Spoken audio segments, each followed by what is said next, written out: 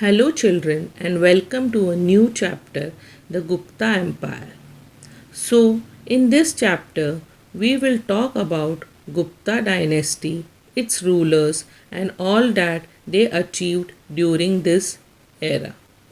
After the decline of Mauryan Empire, the Satavahanas and the Kushanas arose as two important political powers in India. Both these empires came to an end in the middle of the 3rd century CE. The empire of Guptas arose on the ruins of the Kushanas. After the Mauryan Empire, it was Gupta Empire that was second most powerful empire in ancient India. This empire kept northern India politically united. Now, most of the information we get about Gupta dynasty is got from Prashastis. Now, what are Prashastis exactly? Prashasti is in an Allahabad pillar inscription an important source. It praises the military achievements of Samudragupta, the most powerful warrior king of the Gupta dynasty. So, what does Prashastis means? It is a special kind of inscription which means in praise of. If you see Allahabad pillar inscription, it was composed by Harisena, the court poet of Samudra Gupta. This Prashastis gives a long list of rulers he defeated with names of their territories. It glorifies and praises Samudragupta not only as a great conqueror but also as an accomplished poet and a talented musician. So, with the help of these Prashastis, literary artifacts, and archaeological evidence, we can talk about how Gupta dynasty was, how people lived there, and how was their economic status back then. Literary sources of Gupta period. Writings by famous writers like Kalidasa and Bhasa, an account of foreign travelers like Fahin who visited these empire at that time. Apart from these literary sources and archaeological evidences, we also get information about Guptas from Ajanta paintings and from large number of gold coins produced during Gupta period. So based on these kind of inscription, we can say that what kind of status people had back then, and of course paintings depict lot of people's state of mind and environment they lived in. So painting also give great deal of information about life during Gupta period.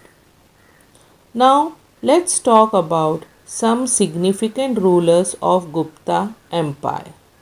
First one we will be talking about is Chandragupta I in 320 CE to 335 CE. The Gupta Empire was established by Sri Gupta in 275 CE. He was succeeded by his son Ghatotkacha Gupta in 280 CE to 319 CE. Then Chandragupta I succeeded his father Ghatotkacha in the year 319 CE and ruled up to 335 CE. He was the first important ruler of Gupta dynasty. It was during this period that the Gupta Empire expanded and their authority was established over almost the whole of North India.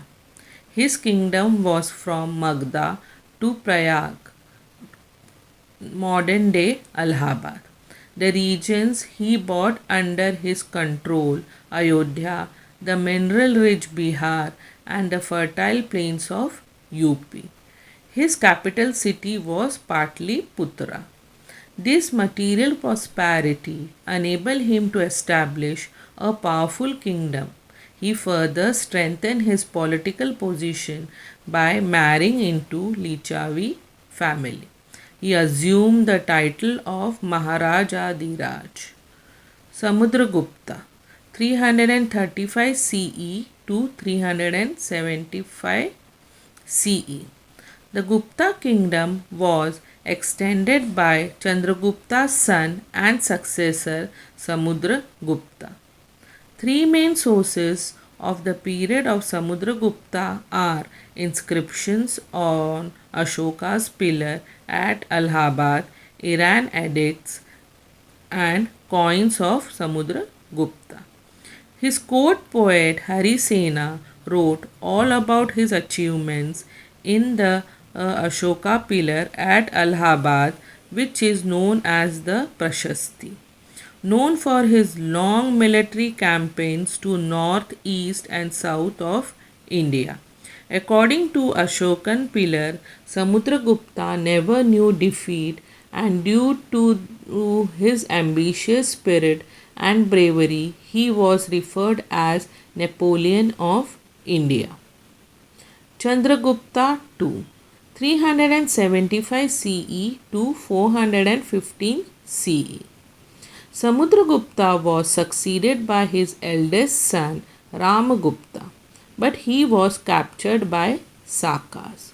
His brother Chandragupta II defeated the Sakas and took the title of Vikramaditya, according to an inscription on the iron pillar at Mehorli near Qutub Minar, Delhi.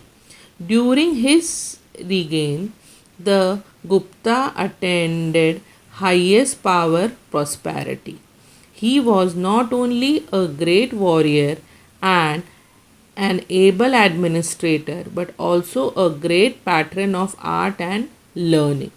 His court was adorned by many great scholars and poets.